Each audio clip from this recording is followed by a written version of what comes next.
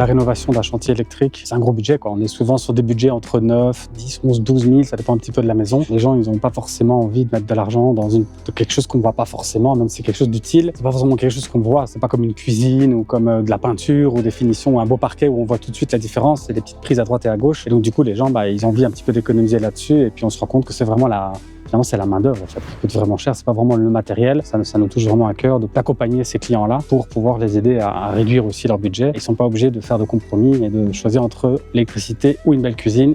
Ils pourraient avoir les deux potentiellement, quoi. On a eu un client récemment où, par exemple, la maison a été complètement brûlée. Ils ont acheté la maison dans l'état et ils sont tombés sur plein de mauvaises nouvelles, quoi. Donc, il fallait refaire la plomberie, il fallait refaire l'électricité, il fallait remettre même le compteur avait été coupé, donc il commençait vraiment de très très bas. Et donc, du coup, le fait de leur proposer des solutions, on a vraiment senti qu'on leur apportait une bouffée d'oxygène et ils ont pu pouvoir faire plus que ce qu'ils avaient prévu initialement. Il y a vraiment une dimension humaine, ouais. On fait vraiment attention à ça. C'est vraiment ce qui est important pour nous aussi. Le fait de voir aussi la satisfaction sur le visage des clients et même leur fierté quand ils ont fait leur installation eux-mêmes, ça fait toute la différence pour nous aussi, quoi. Ça fait 10 ans en fait que c'est un projet un peu qui mûrit, qu'on voulait vraiment proposer quelque chose de différent. On s'est rendu compte qu'il n'y avait pas du tout ce genre de solution sur le marché. Là, il y a des sociétés qui vont proposer des kits directement. C'est un peu débrouillez-vous avec quelques fiches techniques, mais on sent que les clients ne sont pas toujours vraiment à l'aise. On a quelques retours de certains de ces clients-là qui nous disaient qu'ils se sentaient un peu abandonnés sur le chantier, qu'ils étaient un peu perdus. Donc du coup, ils ont quand même dû peut-être après faire appel à un professionnel pour finir leur projet. Qui souvent, finalement, ils se retrouvent pas forcément d'un point de vue financier. Et nous, on voulait vraiment apporter cette étape en plus où on les accompagne, on les suit et on assure vraiment la garantie jusqu'à la fin pour s'assurer que le chantier soit vraiment conforme, que le client il est jamais laissé tout seul, quoi.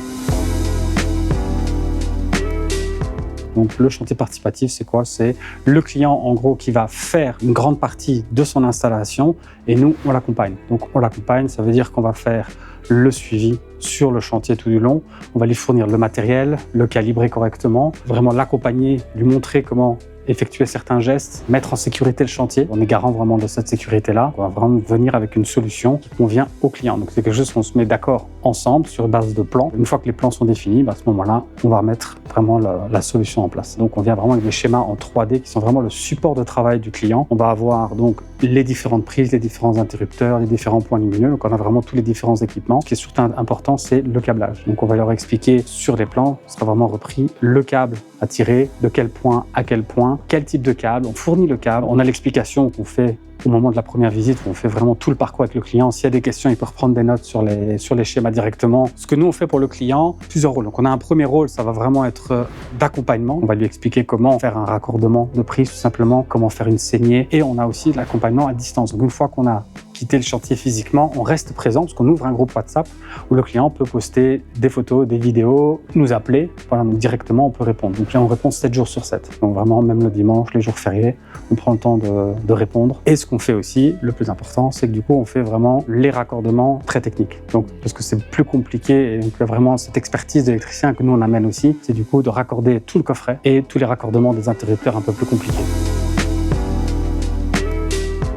L'électricien classique, une fois qu'il s'est mis d'accord avec le client, l'électricien prend le relais, il fait tout de A à Z et il délivre finalement une solution clé sur porte qui a souvent un budget plus important. Ensuite, il y a le kit. Là, les sociétés qui proposent des kits, ils vont proposer, donc pareil, ils vont faire un petit peu le point avec le client, ils vont déterminer les emplacements, etc., personnaliser un petit peu l'installation et ils vont préparer une commande et livrer ça au client avec des documents techniques et avec un coffret pré-câblé. Ils remettent ça au client et pour eux, voilà, ça s'arrête là. Et le client, lui, doit faire toute son installation lui-même de son côté pour faire la réception aussi, parce que c'est obligatoire de faire une réception, ce client va devoir le gérer lui-même. Nous, on est dans une solution vraiment hybride entre les deux où on va vraiment accompagner le client. Donc ça veut dire qu'on va proposer un kit de base, on va le livrer, on va préparer. On va une étape un peu plus loin, c'est qu'on va aussi préparer le kit, on va le préparer pièce par pièce. Donc c'est-à-dire qu'on va venir avec une caisse par exemple pour une chambre et dans cette boîte-là, il n'y a que le matériel pour une chambre. Donc, du coup, ça permet déjà au client de s'y retrouver et de pouvoir un petit peu phaser plus facilement son installation parce qu'il ne va pas travailler partout comme un électricien classique qui pourrait travailler dans toute la maison d'un coup. On rédige ce qu'on appelle des schémas en 3D. On va dessiner chaque pièce, chaque emplacement et on va déterminer où se trouvent les différentes prises, les différents interrupteurs. On va montrer le passage des câbles. On fait des suivis récurrents avec le client. Il y a plusieurs visites qui sont prévues à différentes étapes.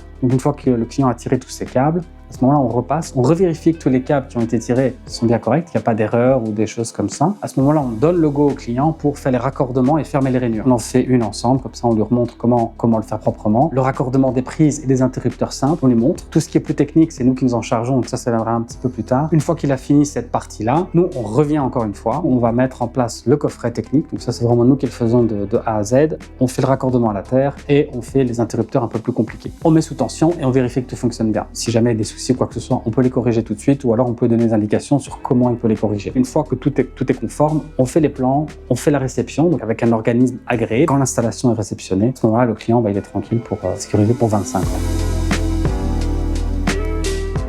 Il y a plusieurs options. Donc, soit il nous envoie un mail, soit il nous appelle. Si j'ai vraiment quelque chose d'urgent et qu'il est dans le feu de l'action, il peut nous appeler. On répond rapidement. Ou alors, il peut envoyer des messages. Donc, c'est vraiment la partie qu'on préconise parce que du coup, ça permet de laisser aussi une trace et le client peut relire derrière du coup les instructions. Donc, on demande souvent de faire une petite photo, une petite vidéo. Et à ce moment-là, nous, on répond directement. On se répond vraiment 7 jours sur 7. On se répond dans les 24 heures. Et tout ça, ça se passe sur WhatsApp parce que c'est vraiment la plateforme que quasiment tout le monde utilise. C'est facile à installer, c'est gratuit. Si jamais le client n'est pas tout à fait à l'aise finalement par rapport à ce qu'il envisageait de pouvoir faire, nous on peut reprendre la main aussi à un moment. On rediscute un petit peu, on voit un peu l'avancée du chantier et du coup on va juste devoir facturer un petit peu plus par rapport à la main d'œuvre, mais on peut reprendre la main, c'est pas un souci.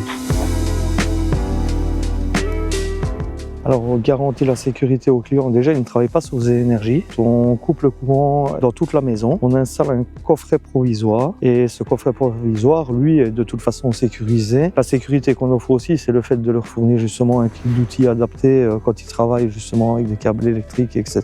En règle générale, on a prévu 3 contrôles. Bien souvent, on a plus. Il y en a un qui est prévu une fois qu'ils ont fait les rainures et l'installation des blochers. Une fois que les blochers sont scellés et que les rainures sont scellées, nous autres, on vient voir si les passages, déjà si les rainures sont suffisamment profondes, s'ils n'ont pas été coupés dans quelque chose qu'il ne fallait pas. Donc ça, c'est la première fois qu'on fait la vérification. La deuxième fois, on l'a fait une fois qu'ils ont tiré les câbles dans les rainures. On fait en général un test à l'ohmmètre. Donc on a un test visible dans chacune des pièces et un test à l'ohmmètre qui se fait pour les lignes d'arrivée principales de courant dans chacune des pièces de la. Troisième point, on est là, donc c'est lors de l'installation du coffret électrique. Il y a le branchement des prises et des interrupteurs et on essaye toujours de goupiller ça avec le client. C'est beaucoup plus simple d'intervenir et d'interagir avec le client puisqu'on est sur place. S'il rencontre un problème pendant le chantier, en règle générale, bien souvent, il y a déjà les questions sur WhatsApp. Alors, on peut aussi intervenir par visio. Sinon, on peut retourner sur place pour les cas un peu plus compliqués. Moi, je crois qu'il est fait un peu pour tout le monde. Si quelqu'un se sent de faire un petit peu des travaux chez lui, il est adapté. Maintenant, les personnes un peu âgées, etc., je ne le conseillerais pas. Forcément, le public qui veut faire des économies sur ses travaux, forcément, c'est adapté à ce genre de public. On a travaillé avec un peu tout comme public et jusqu'à présent, on n'a jamais eu de soucis dans le suivi de ce genre de chantier. On est dans la région de Liège et pour nous contacter, on va sur notre site et là, il y a un lien de contact direct. Sur les chantiers participatifs, on se déplace un peu partout. Tout ce qui est zone autour de Liège, 100, 150, 200 km, on se déplace. On a eu un souci avec la maison venait d'être brûlée et là on a eu le client qui a eu un souci parce qu'il n'avait pas de courant du tout et on voulait pas lui relancer le courant parce qu'il pouvait même pas mettre son adresse dans la maison parce qu'il n'y avait pas de courant, elle était considérée insalubre, etc. Et comme il n'avait pas de conformité électrique forcément, donc on lui a proposé une solution de lui mettre un coffret provisoire et de lui faire une réception sur le coffret provisoire et grâce à ça il a pu avoir la conformité électrique et sa maison a pu repasser salubre et il a pu remettre son adresse pour commencer à faire ses travaux de façon légale. Il a pris la solution du chantier participatif en électricité. C'est quelqu'un qui n'avait jamais touché un outil et il a fait ça avec sa maman. Et au final, le chantier s'est très bien passé. Ils ont eu la réception et la conformité à la fin du chantier. Ils étaient très contents. Moi, je viens du domaine du social. J'étais en ASBL. J'ai travaillé pour des personnes précarisées. Quand ils ont intégré leur logement, contents d'avoir un logement, etc., ainsi de suite, ils voulaient des fois le mettre à leur goût. Mais sachant qu'on ne peut pas toujours tout faire, ce qu'on veut dans un logement. Donc, on faisait la coordination entre le propriétaire et le locataire pour voir ce qui était possible de faire ou pas. On incitait les gens à faire des chantiers participatifs, mais en peinture. Et on accompagnait les gens à remettre en peinture les logements, etc., ainsi de suite. Et à partir de de là, ça est venu l'idée de mettre ça en pratique. Le process est venu de ce process-là qui avait déjà été établi en ASBL, au fait. Mais pour de l'électricité. Là, ça fait 3 ans qu'on est occupé à faire ça et on a vu que ça marchait relativement bien, quoi, en fait. Donc, c'est pour ça qu'on a continué.